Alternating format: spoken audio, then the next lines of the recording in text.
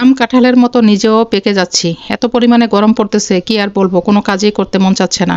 তো আজকে হঠাৎ করে ভাবছি গরমের মধ্যে পান্তা ভাত খাবো, পান্তা ভাতের সাথে ডালের বড়া দিয়ে খাবো। তো যাই হোক, এখানে পেঁয়াজ কাটতে চলে আসছি।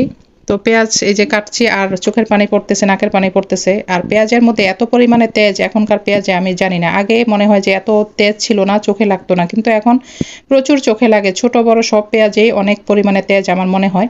তো যাই হোক, এখানে আমি মিডিয়াম সাইজের 3টা পেঁয়াজ কেটে নিছি। আর আমার অবস্থা খুবই খারাপ হয়ে গেছে চোখ কসলাইতে কসলাইতে। তারপরে এই যে পেঁয়াজগুলো ধুয়ে নিলাম, আর এখানে ডালও ধুয়ে ভিজিয়ে রাখছি।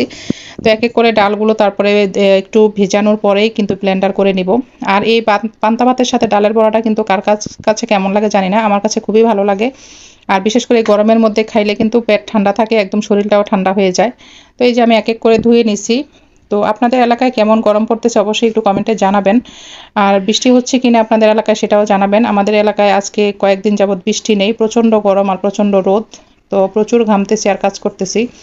তো এখানে এই যে সুন্দর করে ধুয়ে নিচ্ছি, তারপরে কিন্তু আবার একটু ভিজিয়ে রাখছিলাম প্রায় আধা ঘন্টার মতো। ওইটা বুটের ডাল ছিল, আর বুটের ডালটা দিয়ে হচ্ছে বড়াটা করলে আমার কাছে বেশি মজা লাগে। মুসুরির ডাল আছে, তারপর ওইটা দিয়ে আমি করি না, কারণ ওইটার ডালটা আমার কাছে তেমন একটা ভালো লাগে না। তো যাই হোক, এই যে আমার ভিজানো কিন্তু হয়ে গেছে, অনেক পরিষ্কার করে ধুয়ে নিছি।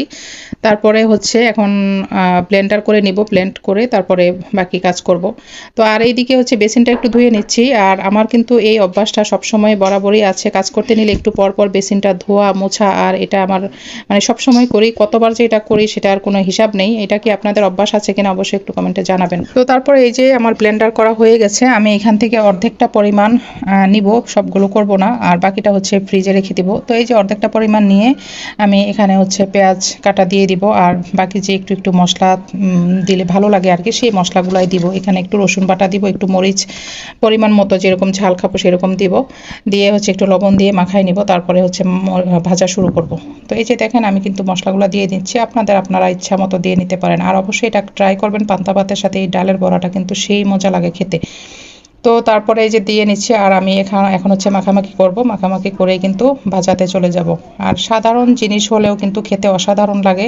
আর যেহেতু কোরবানি ঈদ গিয়েছে আর অনেক দিন মাংস খাওয়া হয়েছে, এই মাংস খেতে খেতে মানে একদম মুখটাই কেমন হয়ে গেছে। তো এটাতে রুচিও আসবে হঠাৎ করে অন্য একটা রেসিপি। তো খুবই ভালো লাগবে আসলে। তো এই যে দেখেন, মাখামাখির পরে কিন্তু আমি এখানে ভাজতে চলে আসছি। তো একটু ভারী ভারী করে দিবই, আর আমি একটু বড় বড় করেই বানাই, এত ছোট না, একটু বড় করে বানাই, যেটা হচ্ছে 2টা বড়া দিয়ে একজনের ভাত খাওয়া হয়ে যায় এরকম পরিমাণ করে হচ্ছে বানাই। তাও তো যাই হোক, এই যে বানাচ্ছি সুন্দর করে। আর মিডিয়াম মাছ দিয়ে ভাজলে হচ্ছে একটু মচমচা হয় বড়াটা, আর খেতে মজা লাগে। আর সাথে যদি শুকনা মরিচ খেতে পারেন বা হচ্ছে কাঁচা মরিচ খেতে পারেন। আর আমি হচ্ছে যখন যেটা হাতের কাছে পাই তখন সেটাই খাই।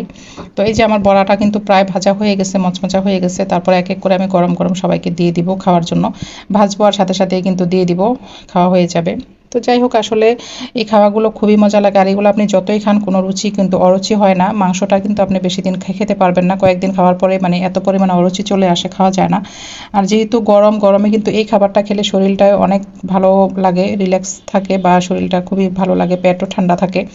তো আমি প্রায়ই এটা করি, এভাবে করি। যখনই দেখা যায় পান্তা ভাত বেশি থাকে বা আমার শরীরটা ভালো লাগছে না, তখন আমি এইভাবে খাওয়ার চেষ্টা করি। আমার কাছে খুব তৃপ্তি সহকারে আমার মনে হয় খাওয়া যায়। তো যাই হোক, এই যে আমি ভাত কিন্তু নিয়ে বসে গেছি, যেহেতু গরম গরম বড়া ঠান্ডা হলে খেয়ে কিন্তু মজা পাবো না। তো এই জন্য আমি এই যে খাওয়া শুরু করে দিচ্ছি, ওদেরকেও সবাইকে দিয়ে দিচ্ছি খাওয়ার জন্য।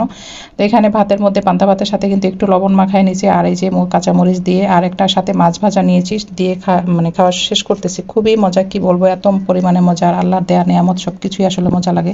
তো আজকের ব্লগটা এখানে শেষ করছি। আল্লাহ হাফেজ।